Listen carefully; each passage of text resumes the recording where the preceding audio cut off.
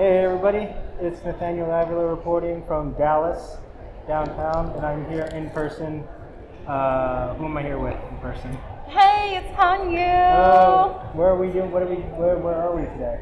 We are looking at Anime Fest and all the wonderful people and beautiful cosplays. What's your favorite cosplay so far? Oh. Someone is in a full outfit from the video game Journey, and it's super cute. My favorite is probably the Spider-Gwen. Nice. I like Spider-Gwen. I saw Captain Hook. All right, so what are we doing? What are we talking about today? You know, with all the excitement, I'm not quite sure what else or what we decided. Did we decide? We decide something. We're gonna talk about the USS Cyclops. Yes. And it was the second of 4 Proteus-class colliers built for the United States Navy for several years before World War I. So let's talk about it. All right. So the Cyclops was actually launched on May 7th, 1910, by William Cramp and Sons in Philadelphia, and placed in service on November 7th, 1910, operating with the Naval Auxiliary Service Atlantic Fleet. And she voyaged in the Baltic from May to July 1911 to supply 2nd Division ships returning to Norfolk, Virginia. And she operated from the East Coast from Newport, Rhode Island to the Caribbean, servicing the fleet. So during the United States occupation of Veracruz in Mexico in 1914 and 1915, she coaled ships on patrol there and received the thanks of the U.S. State Department for cooperation in evacuating refugees. Now, with American entry into World War I, the Cyclops was commissioned on May 1st. Have a good day. Have a great day. You too. On May 1st, 1917, she joined a convoy for Saint Nazaire, France, in June of 1917.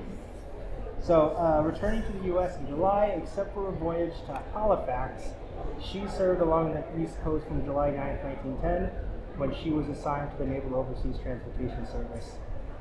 And she sailed to the Brazilian waters to fuel British ships in the South Atlantic, receiving the thanks of the U.S. State Department and the Commander-in-Chief in the Pacific. So yeah, that's basically the entire history of the Cyclops. So what do we think of it? I mean, seemed like at the time it lived a really good life. Now we're going to talk about For a ship, of for course. a ship, yeah. But we're going to talk about what the most interesting part is. Its disappearance. Dun dun dun. Yeah. So the ship put out to sea in Rio de Janeiro on February 16, 1918. 2 days later, she departed for Baltimore with no stop schedule, carrying the manganese ore. Now the ship was thought to be overloaded when she left Brazil, as her maximum capacity was 8,000 tons before leaving port. Commander Worley had submitted a report that the starboard engine had a cracked cylinder and was not operative, which recommended, So this report confirmed by the survey board, which recommended, however, that the ship be returned to the United States. Bring it home. Yeah. So the ship be returned, So she made an unscheduled stop in Barbados because the water level was over the Plimsoll line, indicated that it was overloaded. But investigations in Rio de Janeiro proved that the ship had been loaded and secured properly. So that's mysterious. So the Cyclops then sent out for Baltimore on March 4th and was rumored to have been sighted on March 9th by the molasses tanker Omalco near Virginia, but this was denied by the Omalco's captain, so who knows. Now additionally, because the Cyclops was not due in Baltimore until March 13th, the ship was highly unlikely to have been near Virginia on March 9th, as that location would have been placed only about a day from Baltimore. In any event, the Cyclops never arrived in Baltimore, and no wreckage of the ship has ever been found. So what happened? What happened to the ship? Well, I mean, that's why it's called a ghost ship, isn't it? It just floats about without the crew, just here and there, appears out of nowhere and comes back. So it was a ghost ship this whole time? Yeah. Okay. But like, it wasn't a ghost ship before. How did it turn into a ghost ship? Well, if it disappears with the crew and never comes back, well, never. Mm-hmm. I mean, it's gone. I mean, if the ghost ship theory does coincide with the fact that it was spotted in Virginia, Mm-hmm. but even though it wouldn't have been in Virginia. I mean, It shouldn't have been in Virginia. But it was a ghost ship, so it could have appeared here. So that makes sense. If it was. So let's talk about the reports indicate. And on March 10th, the day after the Cyclops was rumored to have been sighted by the Omolco, a violent storm swept through the Virginia Capes area.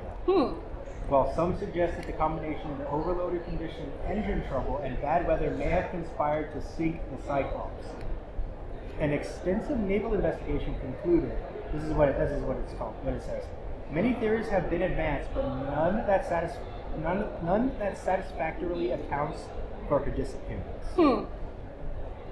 Now, this summation was written, however, before two of the Cyclops' sister ships, the Proteus and the Nereus, vanished at sea in World War II. So those two also disappeared. Interesting. Maybe it's just the company. Maybe the company that makes these ships is cursed. Or the people that hired for these ships are cursed. Because they US keep Navy? losing their stuff.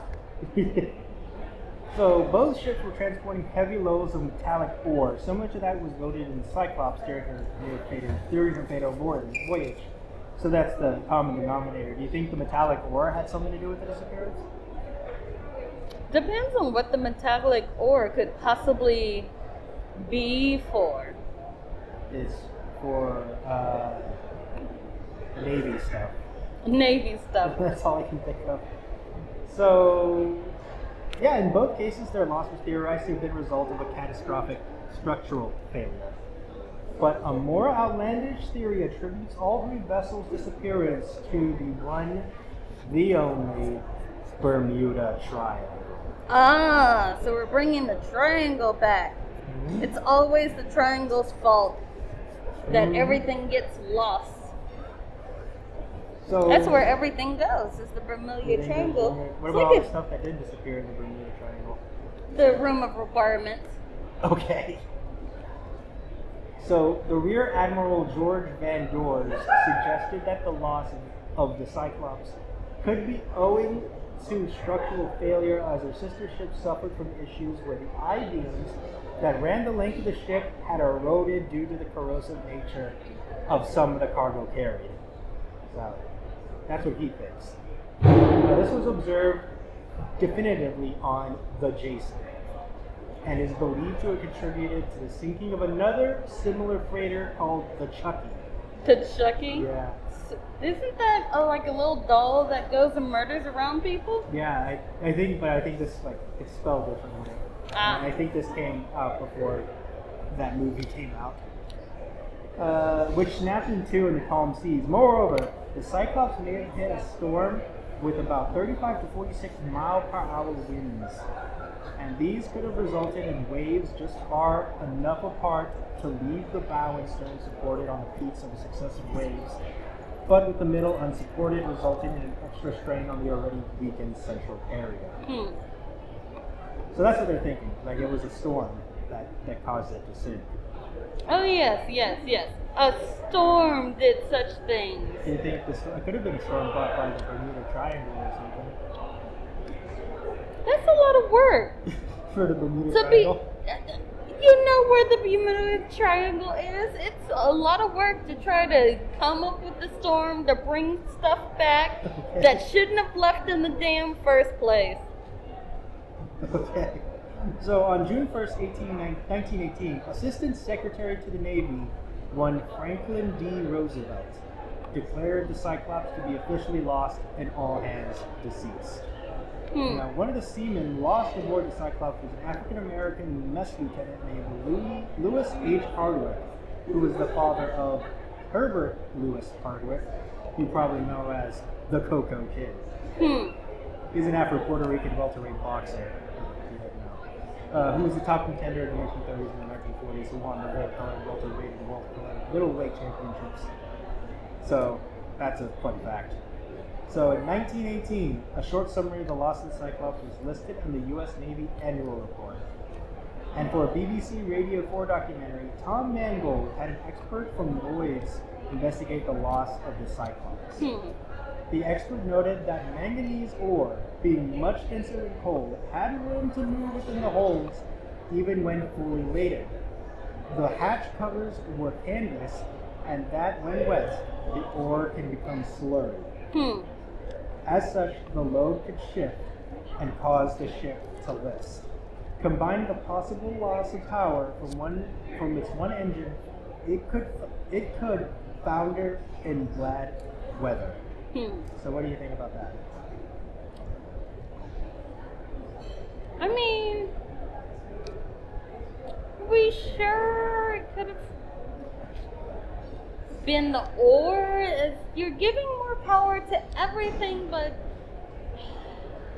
the ship itself, I guess? Maybe?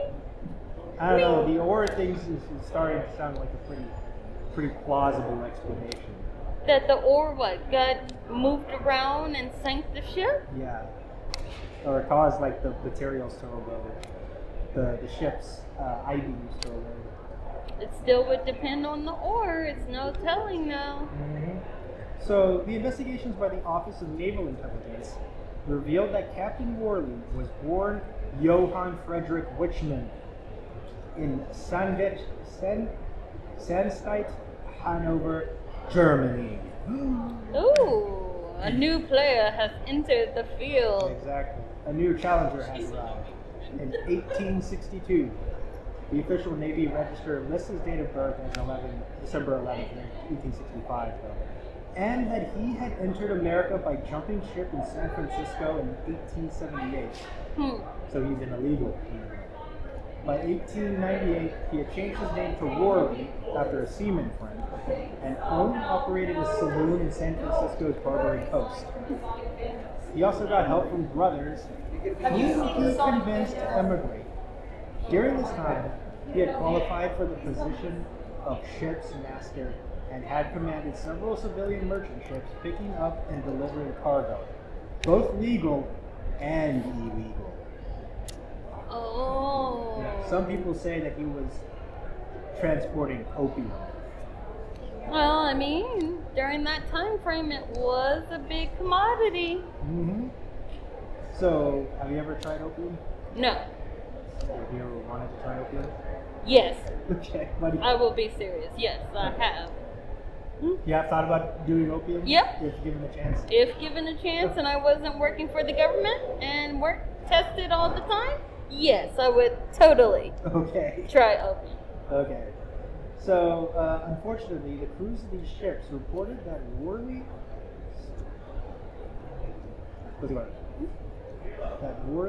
suffered from personality allegedly akin to that sometimes ascribed to the Pandora's captain, one Edward Edwards, with the crew often being brutalized by Worley for trivial things.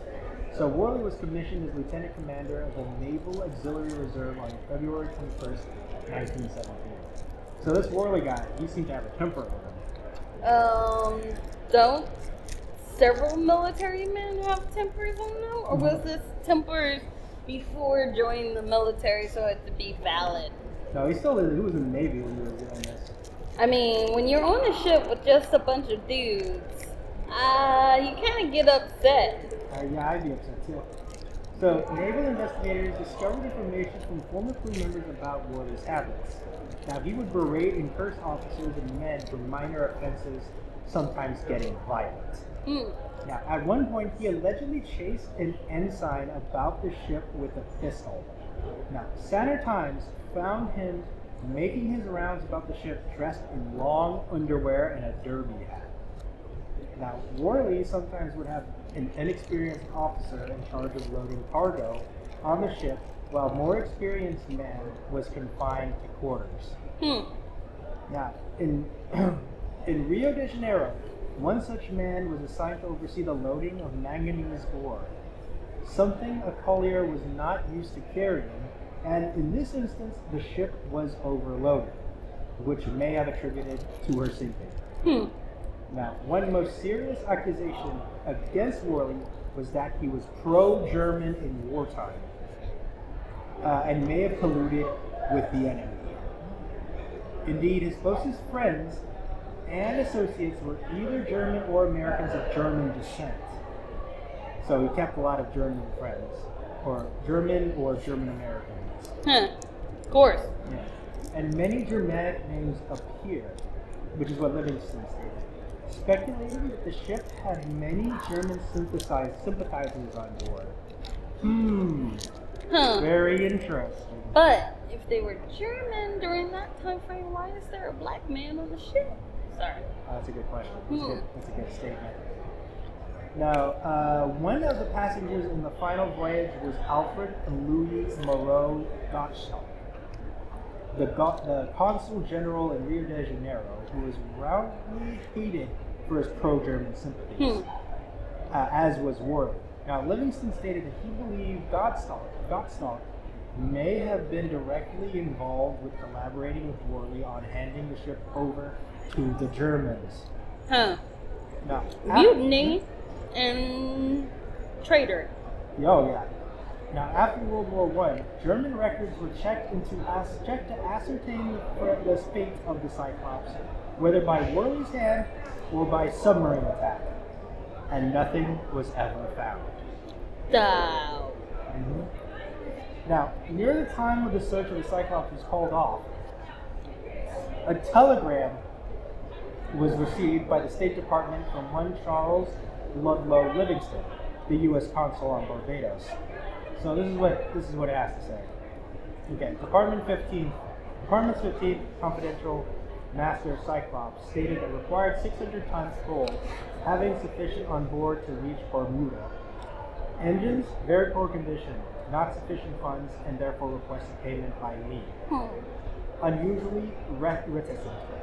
I have ascertained he took here ton fresh meat, ton flour, 1,000 pounds vegetables, paying therefore $775. This is like written in shorthand, I guess. From different sources gathered the following. He had plenty of coal, alleged inferior, took coal to mix, probably had more than 1,500 tons, master alluded to by others as darn Dutchman. Apparently disliked by other officers.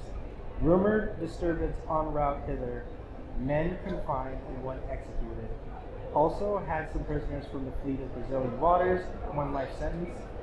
United States Consul General Gottschalk passenger, 231 crew exclusive of officers and passengers. Have names of crew, but not all of officers and passengers. Many Germanic names appear.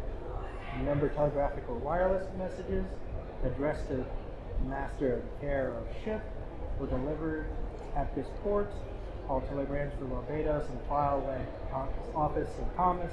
I have to suggest scrutiny there. While not having any definite grounds, I fear fate worse than seeking, though possibly based on instinctive dislike felt towards master. From Livingston.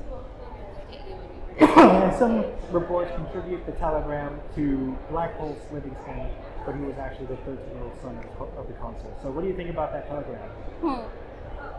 I mean, sounds almost more and more like maybe they mutinized the ship and sailed away. You think that's what they just left? They just left America? They never flew back to America? No. Where I mean, would they other go? than the spot, they probably just to Germany. They Or went to else- Germany? Or at least close to it, and went from there. Oh, okay, I see what you're saying. So you think that they betrayed, they committed treason, and they gave the ship to the Germans during World War I. I don't think they gave the ship to the Germans. They attempted to give the ship to the Germans. But I'm pretty sure someone else got the ship to go adrift. Because that still wouldn't explain why it was seen in Virginia. Mm-hmm. Exactly. So let's talk about the Cyclops' three sister ships, which were all commissioned in 1913, and they were all ill-fated. The first one is the Jupiter, which was converted to an aircraft carrier between 1920 and 1922, and was recommissioned as the Langley. Now, Langley was the first American aircraft carrier and was vital in developing the United States naval aviation capabilities. And she was converted again in 1936 to 1937 as a seaplane tender and redesigned as AV-3. She was stationed in the Philippines during December of 1941 and departed for Australia following the Japanese attacks on Pearl Harbor and the Philippines. On February 27, 1942, while carrying fighter planes to Southeast Asia, she was attacked by Japanese aircraft and was hit by 5 bombs, causing crucial damage. After her surviving crew members were rescued, the Langley was scuttled by torpedoes fired by her escorting destroyers. So that was destroyed by the Japanese during World War II. Interesting. The second one was the Proteus, which was sold in March 8, 1941 and became part of the Canadian Merchant Navy. They're the nicest kind of people. Mhm. Why would someone want to destroy the Canadians? Well, no one did because it was lost at sea without a trace. Oh, So- so the people just up and disappeared from the ship? Yep. Probably in or near the Caribbean Sea sometime after November 25th, 1941, with a load of bauxite ore for making aluminum. That actually sounds more like pirates just took them out. I think that's probably a very logical explanation. This third one and last one is the Nereus, which was sold to the Aluminum Company of Canada on February 27, 1941. Now, she also was lost without a trace after departing St. Thomas, U.S. Virgin Islands sometime after December 10, 1941, with a load of bauxite ore also for making aluminum. So, that's what happened. So 2 of the sister ships disappeared, and the other one was destroyed. So what do we make of that? Let's see.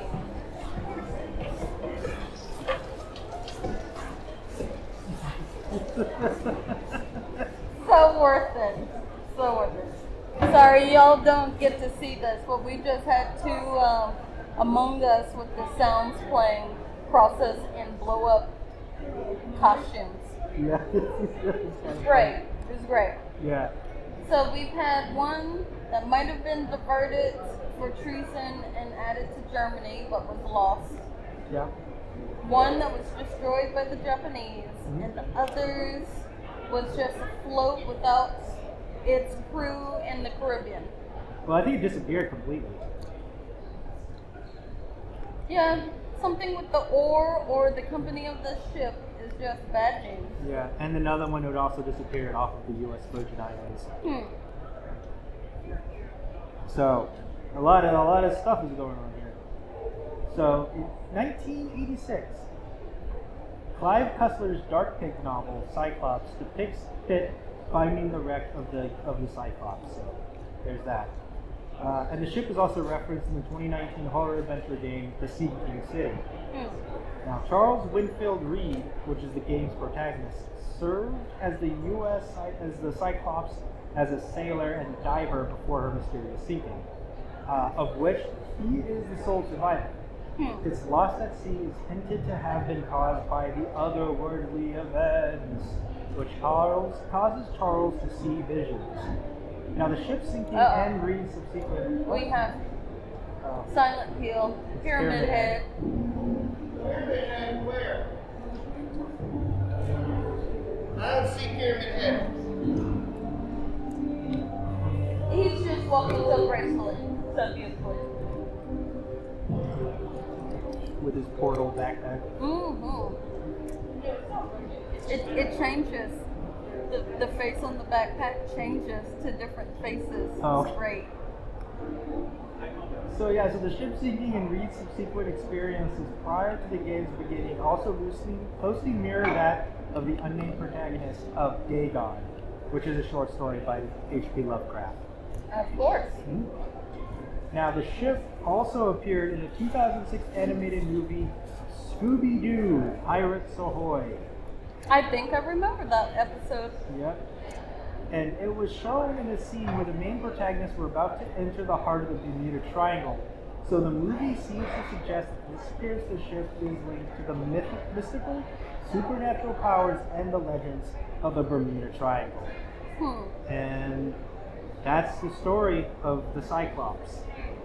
So yeah, that's it. That's everything. So what do you think about this whole thing? How did the Cyclops disappear? My thoughts is, I mean, the Bermuda Triangle would be a great explanation, but that just seems like it's overused a little bit.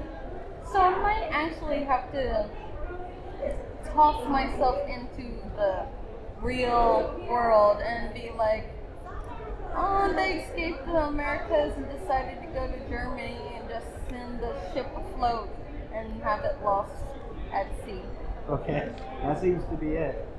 Yeah, and what do you think about all the other ships that it's connected to? Do you think that there might be like a curse of some kind? One is definitely pirates. Yeah. And the other one, I mean, getting destroyed by Japan. You just had really bad luck and were in the wrong place at the wrong time. Yeah, and that's pretty much it. So, yeah, that's the story of the Cyclops. Pretty interesting stuff. Pretty interesting. Do you think we'll ever find it? Maybe one day, if it decides to be found, if it just washes up, needs to have an appearance so that the legend is not lost and goes back into the fog again. Okay. Well, yeah, that's it for the Cyclops. I've been Nathaniel Avila. And I'm Hanyu. And we'll talk to you guys later. Bye. Thank you for listening to a Vision podcast, home of wacky talkies, The Kingdom, Evil Exists, and many more.